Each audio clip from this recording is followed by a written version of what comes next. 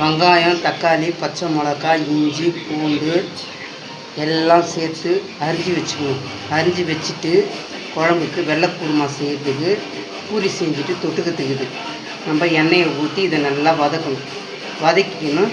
நான் வதக்கத்தை காட்டுறேன், மீதி அப்புறம் காட்டுறேன். எண்ணெயை ஊற்றவும் இதை அரிஞ்சு வச்சுக்கிட்டு எல்லாத்தையும் இதை போட்டு இதில் வதக்கணும்.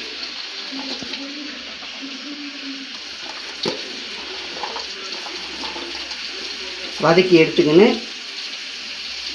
மீதி காட்டுறேன்.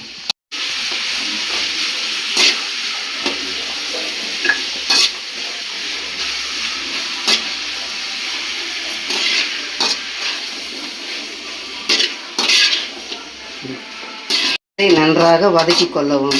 தேங்காயை மேல் தூவிட்டு ஒரு 2-3 பீஸ் தேங்காயை போடவும். இது தக்காளி வதங்கத்துங்காட்டி இந்த பூரி திரட்டி எடுத்துக்கலாம்.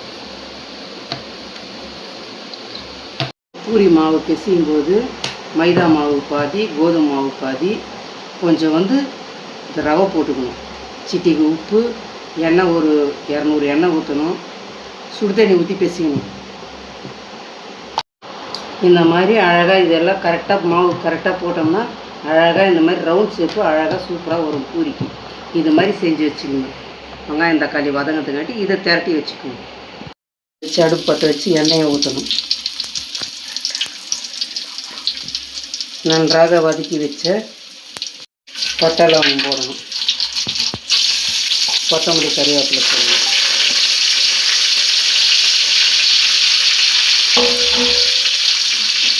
போட்டால் கொஞ்சம் வதக்கணும்.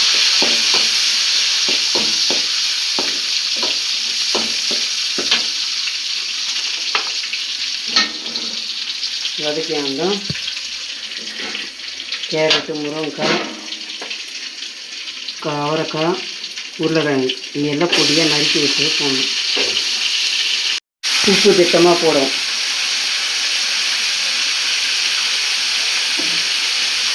போட்டு நன்றாக வதக்கணும்.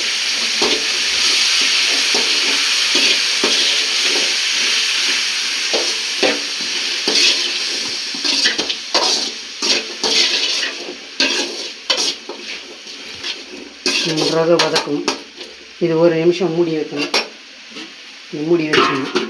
இது வதக்கி அரைச்சி வைத்து இந்த காய் வதங்க இதில் ஊற்றிடணும்.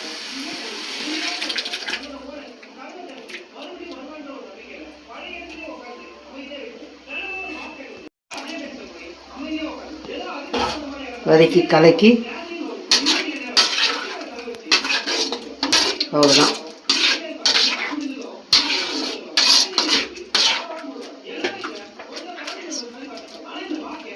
இதை நல்லா கலக்கி விட்டுட்டு உப்புக்குதான்னு பார்க்கணும்.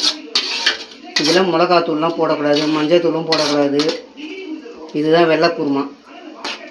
இது நல்லா இது கொதித்து காயெல்லாம் முருங்கைக்காய், உருளைக்கிழங்கு, காயெல்லாம் போட்டதெல்லாம் வெந்துருச்சான்னு பார்த்து இறக்கிடணும். நல்லா சுண்டட்டன்ட்டு இறக்கிடணும். இதுதான் வெள்ளை குருமா. இது மாதிரி உங்கள் வீட்டில் செஞ்சு பாருங்கள் நீங்களும். நல்லா எண்ணெயை ஊற்றணும். எண்ணெயை ஊற்றி நல்லா காய வைக்கணும். பூரி போட்டு எடுக்கிறது. காஞ்சதும் நல்லா தேய்ச்சி வச்சுக்கிற போட்டு இது பண்ணி எடுக்கணும் பூரியை.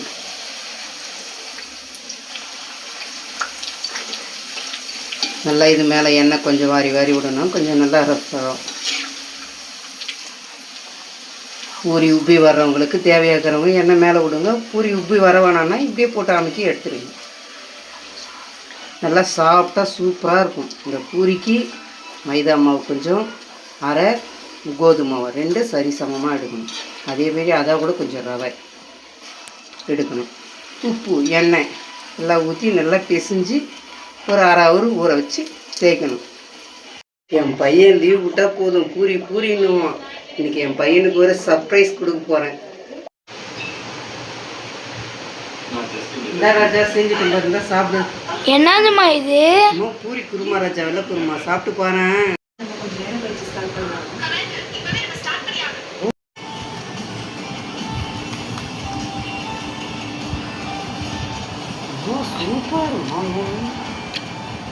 என்னதுமா இது? சூப்பரா இருக்குது ரொம்ப.